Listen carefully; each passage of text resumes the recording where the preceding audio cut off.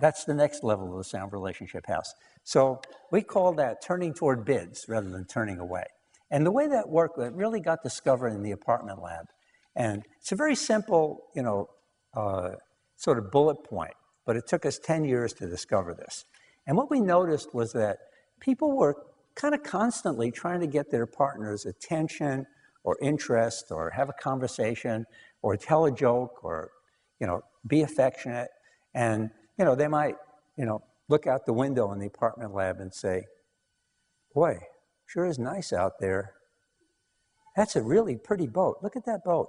So then the camera would turn. In this case, the wife said that. And the camera turns to the husband. This guy's eating a bowl of cereal. And he's watching TV. And he hears, sure is pretty out there. That is a beautiful boat.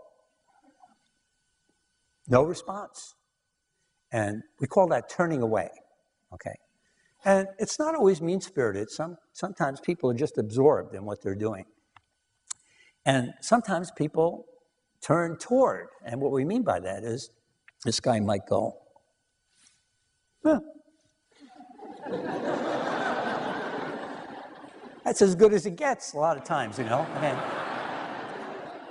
But that's pretty good as a response, right? Now, I was really interested in what was the probability that you would rebid when your partner turned away. Now, in my marriage, my wife would have come over and looked me in the eye and said, I said there's a beautiful boat out there. So, that would have happened. Julie would have done that, And I would have said, huh? Oh, yeah, I guess, yeah.